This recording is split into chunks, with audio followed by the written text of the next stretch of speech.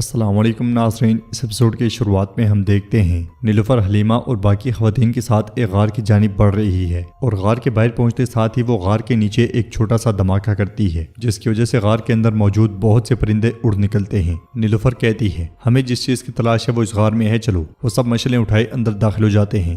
ادھر دمرول اور بلابان نے بازنتے نے سپاہی کو باندھا ہوتا ہے اور بلابان اسے دبوچتے ہوئے پوچھتا ہے برہان صاحب کہاں ہیں؟ تمہیں کیسے پتا چلا کہ ہم آ رہے ہیں؟ یہ کہتے ساتھ ہی بلابان اس پہ ٹوٹ پڑتا ہے۔ دوسری طرف اورحان بورسا کے سامنے کھڑا ہوتا ہے اور گہری نظروں سے بورسا کے چپے چپے کو دیکھتا ہے۔ پوری طرح سے ناکام ہو جانے کے باوجود اس کی نظریں ابھی بھی شکار کی تلاش میں ہوتی ہیں اور اس لمحے کو یاد کرتا ہے جب برہان نے اس سے کہا تھا اورحان اگر اجازت ہو تو میں بورسا میں گھسنا چاہتا ہوں۔ اورحان نے کہا تھا برہان صاحب مجھے یہاں پہ آپ کی ضرورت ہے۔ یہ سننے کے بعد برہان نے کہا تھا سپاہی ابھی جوان ہیں، ایسے وقتوں میں انہیں ایسے خطرناک حالات میں ڈالنا مجھے ٹھیک نہیں لگ رہا، مجھے یہ فرض ادا کرنے دیں۔ اس خیال کو یاد کرنے کے بعد اورحان برہان کی وجہ سے بہت پریشان ہو جاتا ہے۔ اس لمحے کرا خلیل اس کے پاس آتا ہے تو وہ اس سے پوچھتا ہے ہمیں کیسے گات میں پھنسانے دیا خلیل؟ تو خلیل کہتا ہے شکست اور فتح دو قریبی بھائی ہیں، اگر تم ایک سے صلح نہیں کر سکتے تو دوسرے کے ساتھ نہیں رہ سکتے۔ جب ہم سکاریا کی مہم میں ایک گات کے دوران مایوس ہو گئے تھے، عثمان صاحب نے ہمیں ان لفظوں سے گڑھے سے بچایا تھا حضور وہ گڑھا آپ کے لیے بہت چھوٹا ہے، آپ نہ اس میں گر سکتے ہیں نہ اس میں سما سکتے ہیں۔ اسی لمحے بلابان اور دمرول وہاں پہ آتے ہیں۔ اورحان ان سے پوچھتا ہے کیا آپ کو پتا چلا کہ سرنگیں کہاں ہیں؟ تو بلابان کہتا ہے حضور وہ بھی نہیں جانتا، لیکن اس نے کہا ہے کہ سمندر کے راستے بورسا کے لیے ایک بڑی کھیپ آئے گی۔ اورحان کہتا ہے ہم نے تمام راستے بند کیے ہوئے ہیں، کہاں سے آئے گی؟ یہ کہتے ساتھ ہی اورحان سوچ میں پڑ جاتا ہے اور کچھ دیر سوچنے کے بعد وہاں سے نکل پڑتا ہے۔ ادھر غار میں نیلوفر خواتین سے کہتی ہے یہ سب جمع کر لو۔ یہ کہتے اور سنتے ساتھ ہی وہ سب کام میں لگ جاتی ہیں۔ حلیمہ کہتی ہے بھابھی اگر یہ کام میں نہ آئے تو نیلوفر کہتی ہے آئیں گے اور یہ بورسا کی فتح کے دوران ہماری فوج کو طاقت دیں گے۔ حلیمہ کہتی ہے پھر ہمیں اسے فوراً ڈھونڈ کر قرارگاہ لے جانا چاہیے، لیکن آپ شرما رہی ہیں، شاید آپ کو بھائی کی بہت یاد آ رہی ہے۔ تو نیلوفر کہتی ہے بہت زیادہ، تمہیں جب پیار ہوگا تو تم سمجھو گی۔ حلیمہ کہتی ہے نہیں مجھے اپنی تلوار سے محبت ہے، میں صرف آپ دونوں کو ملوانے کے لیے ساتھ دے رہی ہوں اور یقیناً آپ کو مجھ سے بہتر جیٹھانی نہیں مل سکتی۔ نیلوفر کہتی ہے پاگل لڑکی، مجھے بالکل نہیں مل سکتی۔ ناظرین اس کے بعد ہم دیکھتے ہیں کہ قرارگاہ میں سپاہی اور سرداران کھانے کی میز پر بیٹھے ہوتے ہیں۔ شہنشاہ کھانا کھانا شروع کر دیتا ہے مگر باقی سب بہت غمگین ہوتے ہیں۔ یہ دیکھ کر شہنشاہ کہتا ہے ہم نے اپنے شہداء کو فتح کے وعدے کے ساتھ دفن کیا، ہمیں اپنا وعدہ پورا کرنا چاہیے، ماتم نہیں۔ علاؤالدین صاحب کیا میں ٹھیک کہہ رہا ہوں؟ تو علاؤالدین اس سے کہتا ہے آپ بالکل ٹھیک کہہ رہے ہیں شاہین شاہ صاحب، قسمت سے شکوہ ہمیں زیب نہیں دیتا، انشاءاللہ ہم جلدی بہت سی دوسری فتوحات سے شکست کی تلافی کریں گے۔ یہ سن کے سب انشاءاللہ کہتے ہیں۔ علاؤالدین مزید کہتا ہے تاہم ایک دھوکے باز سردار بہت سے دوسرے سرداران کی شان کو برباد کر سکتا ہے، مجھے بتائیں وہ بورا صاحب آپ کے قریبی لوگوں میں سے تھا نا، کیا آپ کو بالکل بھی محسوس نہیں ہوا؟ تو اوچی کہتا ہے ہم نے کبھی نہیں سوچا تھا کہ وہ ایسا کر سکتا ہے حضور۔ جواباً علاؤالدین کہتا ہے پھر آپ کو بھی وہ سوچنا چاہیے جو سروز سوچ سکتا ہے اوچی صاحب، ہم سب کی غلطی کو میرے بھائی پر ڈالنا ٹھیک نہیں ہے، ہم ایک ساتھ ہیں۔ تو شاہین شاہ کہتا ہے ہمارے لیے اعزاز ہے کہ ہم عظیم عثمان سردار کے بیٹے کے گرد متحد ہیں، کاش ان کے دونوں بیٹے یہاں ہوتے اور ہم سپاہیوں کے سامنے ایک ساتھ کھڑے ہو سکتے، کیا یہ بہتر نہیں ہوتا علاؤالدین صاحب؟ علاؤالدین کہتا ہے بھائی کے پاس کرنے کے لیے اہم کام ہے شاہین شاہ صاحب۔ شاہین شاہ کہتا ہے کیا وہ پھر اپنے طور پہ معاملہ حل کرنے کی کوشش کر رہا ہے جیسے انہوں نے برہان صاحب کو بورسا میں جاسوسی کے لیے بھیجا جبکہ بہت سے دوسرے سپاہی یہ کر سکتے تھے؟ چلے ہمیں تو چھوڑیں، آپ تو ان کے بھائی ہیں، انہوں نے آپ کی بھی رائے نہیں پوچھی، کیا ایسی نا اتفاقی پیدا کرنا مناسب ہے؟ علاؤالدین کہتا ہے نا اتفاقی کی وجہ بننے والا ہی نا اتفاقی کی بات کرتا ہے شاہین صاحب، اور آپ اچھی طرح جانتے ہیں کہ ان چیزوں پہ بات کرنے کے لیے یہ جگہ ٹھیک نہیں ہے۔ شاہین شاہ کہتا ہے آپ ٹھیک کہہ رہے ہیں علاؤالدین صاحب، یہ جگہ نہیں ہے، یہ جنگی کونسل ہے۔ یہ سن کے علاؤالدین پریشان ہو جاتا ہے۔ دوسری طرف اورحان اپنے ساتھیوں کے ساتھ منصوبہ ترتیب دے رہا ہوتا ہے اور کہتا ہے سمندر کے راستے آنے والی مدد کے پیش نظر سرنگیں واحد خفیہ چیز نہیں ہے، کوئی خفیہ بندرگاہ بھی ضرور ہوگی، ہمیں اسے تلاش کرنا ہے، تیار ہو جائیں، ہم رات کو روانہ ہوں گے۔ یہ کہتے ساتھ ہی اورحان تلوار سپاہی کی جانب اچھال دیتا ہے اور اس کے ساتھ ہی چلے جاتے ہیں۔ اسی لمحے علاؤالدین اس کے پاس آتا ہے اور کہتا ہے آپ نے شاہین شاہ اور اس کے پیروکاروں کے لیے میدان چھوڑ دیا ہے بھائی۔ جواباً اورحان کہتا ہے میں نے ان لوگوں کو موقع دیا جو میری غیر موجودگی کا فائدہ اٹھا رہے تھے، انہیں اپنا زہر اگلنے دو۔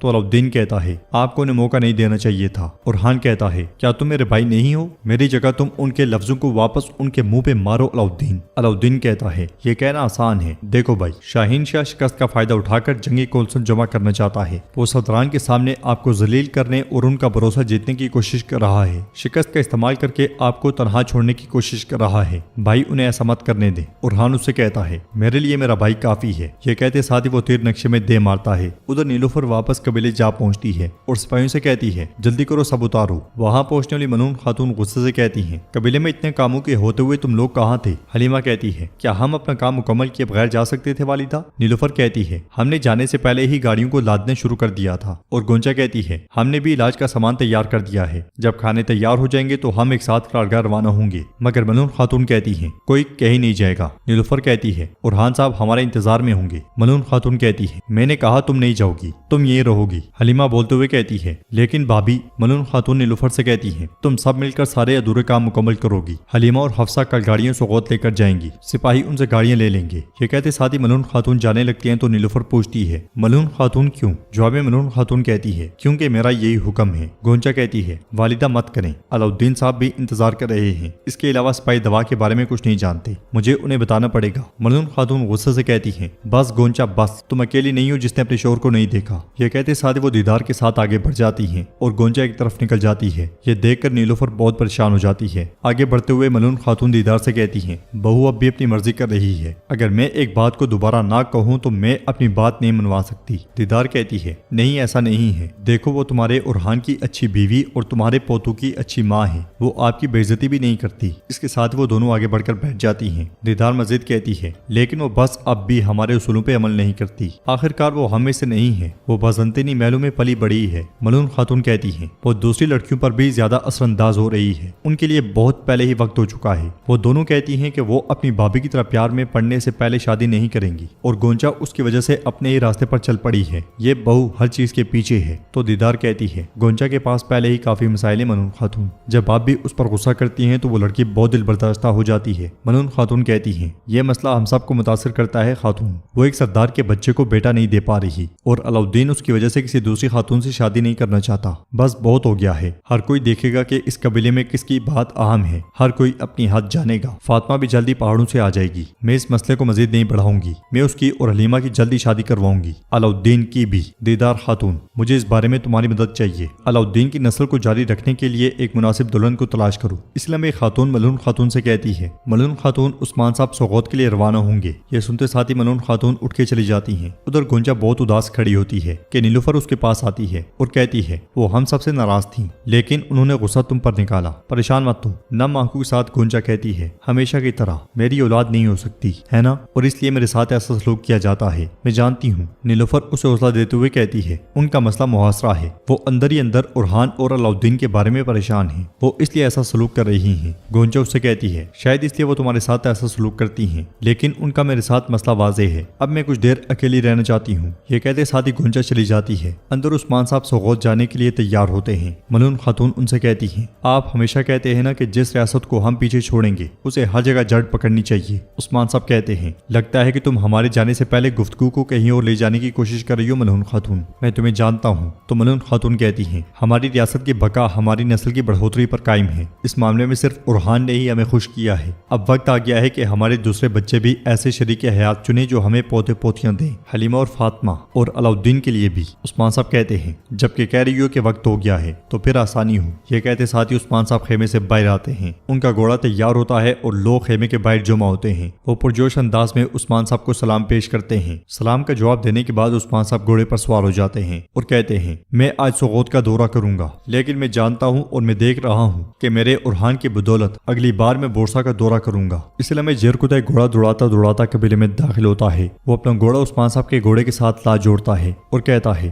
ہمیں بورسا سے خبر ملی ہے، ارحان صاحب پر بورسا کے داخلی دروازے پر گھات لگا کر حملہ کیا گیا، ہمارے بہت شہید ہیں۔ یہ سن کے سب بہت پریشان ہو جاتے ہیں۔ نیلوفر کہتی ہے اے میرے اللہ ارحان کی حفاظت فرما۔ جرکتے مزید کہتا ہے ارحان صاحب اور علاؤالدین صاحب بالکل ٹھیک ہیں، لیکن بوران ان کے ہاتھوں میں قید ہے، ہم نہیں جانتے کہ وہ زندہ ہے یا مر گیا ہے۔ یہ سن کر عثمان صاحب بہت پریشان ہو جاتے ہیں۔ ناظرین اس کے بعد ہم دیکھتے ہیں کہ بورسا کے زندان میں ترک قیدیوں پر ظلم کے پہاڑ توڑے جا رہے ہوتے ہیں، وحشیوں کی طرح انہیں مارا پیٹا جا رہا ہوتا ہے۔ ایک وحشی بوران پہ تشدد کرتے ہوئے پوچھتا ہے بولو تم یہاں کیسے داخل ہوئے، تم بورسا میں کیسے داخل ہوئے، تم نہیں بولو گے ہیں؟ یہ کہتے ساتھ وہ پھر سے اس پہ ٹوٹ پڑتا ہے، پھر اسے پوچھتا ہے تم نے ارحان کے لیے دروازہ کیوں کھولا؟ ادھر قبیلے میں سلیمان پوچھتا ہے ماں کیا میرے بابا کو چھوا ہے؟ نیلوفر دونوں بیٹوں کو گلے لگا لیتی ہے۔ سلیمان کی بات سن کر ملعون خاتون حفصہ سے کہتی ہیں ہیں قاسم اور سلیمان کو لے جاؤ۔ یہ سنتے ساتھ ہی حفصہ ان دونوں کو لے کر چلی جاتی ہے۔ عثمان صاحب جیرکتائی سے کہتے ہیں فوراً کراگاہ جاؤ اور ان سے کہو زخموں پہ مرہم لگائیں۔ 2 دن بعد عثمان صاحب سب کو جرگے میں بلا رہے ہیں۔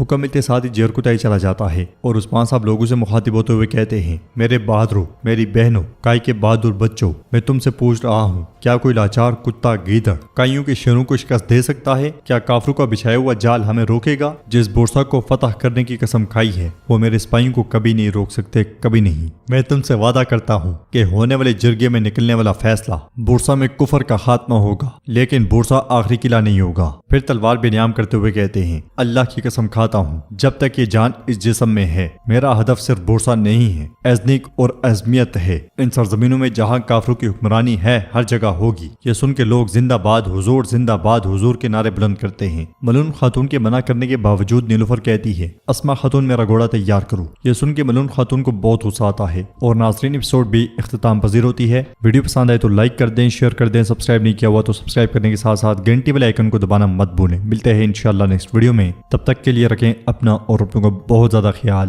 اللہ نگہبان۔